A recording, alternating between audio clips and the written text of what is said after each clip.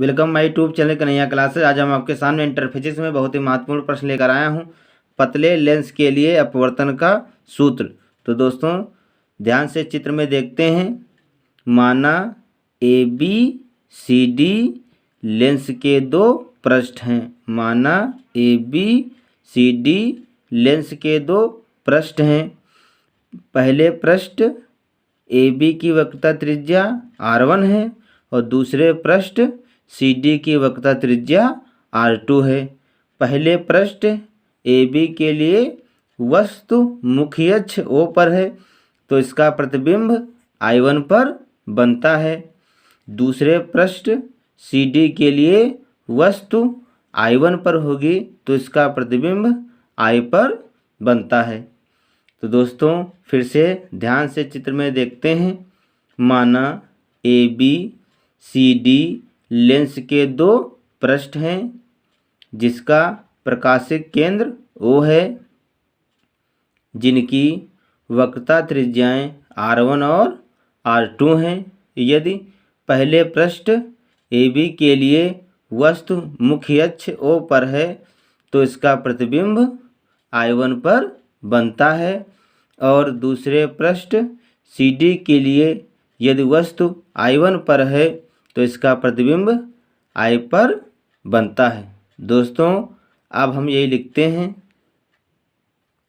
माना A B और सी D lens के दो पृष्ठ हैं जिनकी वक्रता त्रिज्याएं R1 व R2 हैं। दोस्तों माना A B C D lens के दो पृष्ठ हैं जिनकी वक्रता त्रिज्याएं R1 और R2 हैं।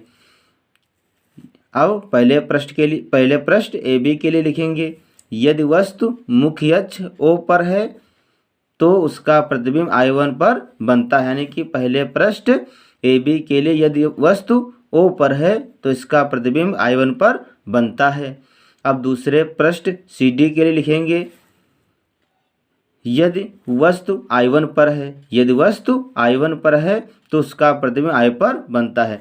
दूसरे पृष्ठ सी डी के लिए यदि वस्तु I1 पर है तो इसका प्रतिबिंब I पर बनता है। अब दोस्तों निकालेंगे पहले पृष्ठ ए बी के लिए। तो लिखेंगे पहले पृष्ठ ए बी के लिए वस्तु की दूरी, यानी कि जो वस्तु हमने क्या माना है दोस्तों, मुख्य अक्ष O, तो हमने पहले पृष्ठ ए बी यानी कि पहला पृष्ठ हमारा है ए बी, तो ए बी की दूरी हमने यहाँ से लेकर यहाँ तक कितनी मानी है U। तो लिखेंगे वस्तु की दूरी कितनी, लिखेंगे U। अब पहले पृष्ठ प्रतिबिंब की दूरी, तो पहला पृष्ठ हमारा ये है तो यहाँ से यहाँ तक प्रतिबिंब की दूरी कितनी मानी है हमने V1। तो यहाँ पर क्या है I1, तो प्रतिबिंब की दूरी I1 है तो यहाँ पे क्या लिख देंगे V1, क्योंकि हमने प्रतिबिंब की दूरी V1 मानी है।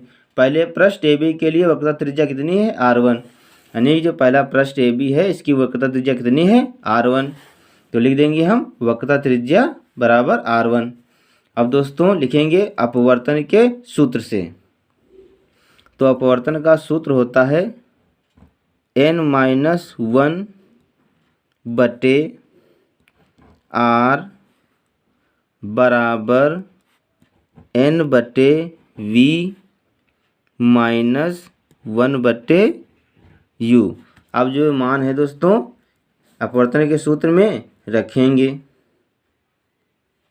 तो हो जाएगा n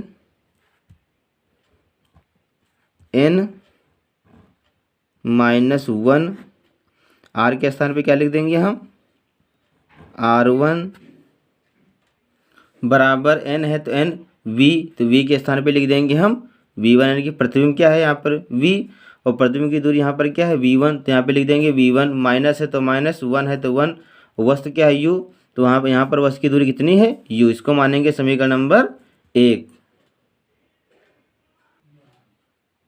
दूसरे पृष्ठ सी डी के लिए, तो दोस्तों चित्र में देखते हैं।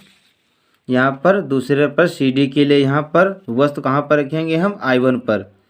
तो दोस्तों यहाँ पर जो I1 है ये पहले पृष्ठ ए बी के लिए, पहले पृष्ठ ए बी के लिए प्रतिबिंब का कार्य करता था। अब ये दूसरे पृष्ठ सी डी के लिए वस्तु का कार्य कर रहा है, पर वास्तव में क्या था, प्रतिबिंब। वास्तव में क्या है, प्रतिबिंब।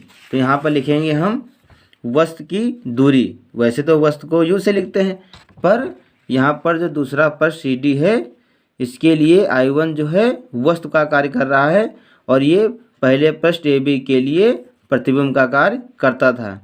अब ये दूसरे प्रश्न सी डी के लिए वस्तु का कार्य करता है, पर ये वास्तव में है क्या, प्रतिबिंब। इसलिए यहाँ पर हम क्या लिखेंगे, वस्तु की दूरी को V1, वस्तु की दूरी को कहाँ से लिखेंगे हम, V1 से,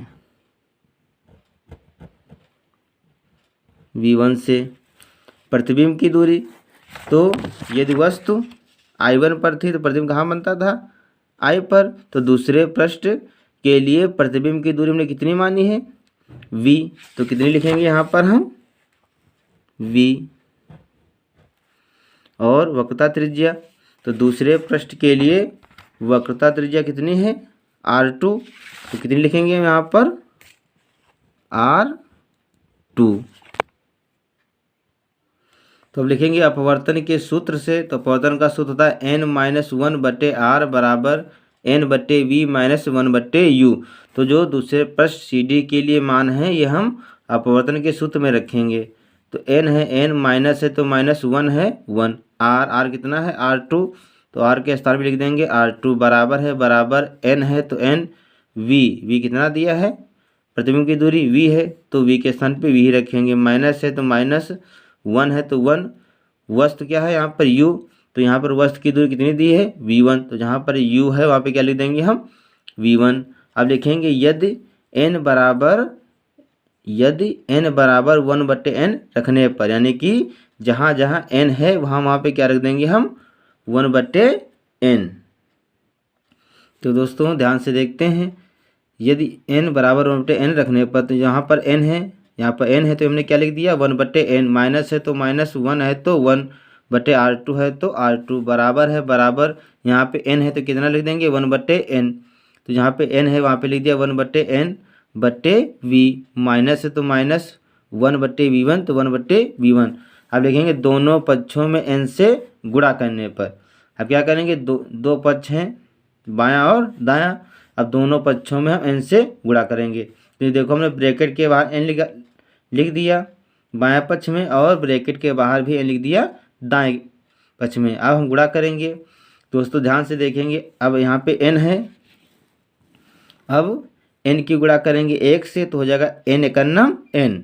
तो यहाँ पे बन जाएगा n/n। तो n को n से भाग करेंगे तो कितना आ जाएगा, 1। कितना बचेगा ऊपर, 1। माइनस है तो माइनस।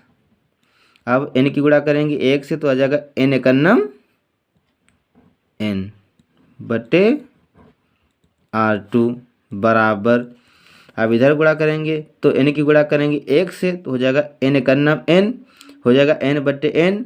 n को n से भाग करेंगे कितना आएगा, 1/v माइनस n×n। तो n×n n बट्टे क्या है, v1, तो बट्टे v1। अब माइनस का 1 है, इसको आगे ले लेंगे तो हो जाएगा -1। यहाँ पे एक के आगे प्लस है तो हो जाएगा प्लस माइनस बट्टे R2 बराबर 1/v1 माइनस n/v1 है तो n/v1। इसको मानेंगे समीकरण नंबर 2। अब समीकरण 1 व 2 को जोड़ने पर, समीकरण 1 व 2 को जोड़ने पर, तो समीकरण 1 है n-1/r1 बराबर n/v1 माइनस 1/u बराबर 1/u, समीकरण नंबर 1। और समीकरण का बायां पक्ष है n-1/r1, और पहले बायां पक्ष समीकरण 1 का बायां पक्ष और समीकरण 2 का बायां पक्ष जोड़ेंगे। तो समीकरण 2 का बायां पक्ष है -n-1/r2। अब दोस्तों जोड़ते हैं समीकरण 1 व 2 को। तो दोस्तों समीकरण 1 व 2 को जोड़ने पर, यानी कि समीकरण 1 के पहले बायां पक्ष हमने जोड़ा फिर दायां पक्ष, तो n-1/r1 ये समीकरण का 1 का बायां पक्ष है, प्लस जोड़ रहे हैं तो प्लस लगा दिया। समीकरण 2 का बायां पक्ष है -n-1/r2 बराबर समीकरण 1 का दायां पक्ष है n/v1 माइनस 1/u प्लस, और समीकरण 2 का दायां पक्ष है 1/v माइनस n/v1। अब माइनस का है n/v1 और प्लस का है n/v1, ये दोस्तों आपस में कट जाएंगे, तो इतना बचेगा n minus 1/r1 plus minus minus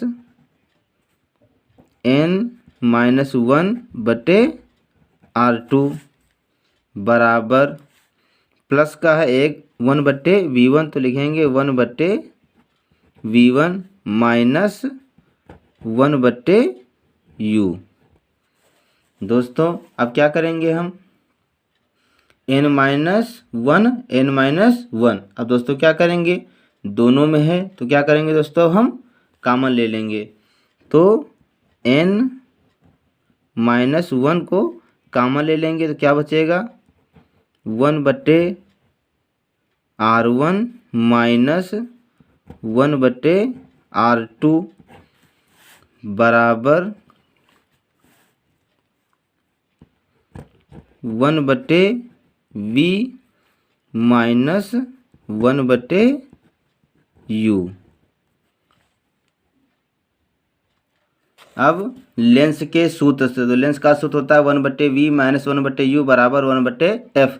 तो जहाँ पर 1/v माइनस 1/u है वहाँ पे क्या लिख सकते हैं हम 1/f, तो हो जाएगा n माइनस 1 ब्रैकेट चालू 1/r1 माइनस 1/r2 ब्रैकेट में बराबर, जहाँ पर 1/v माइनस 1/u है वहाँ पे क्या लिख दिया हमने 1/f।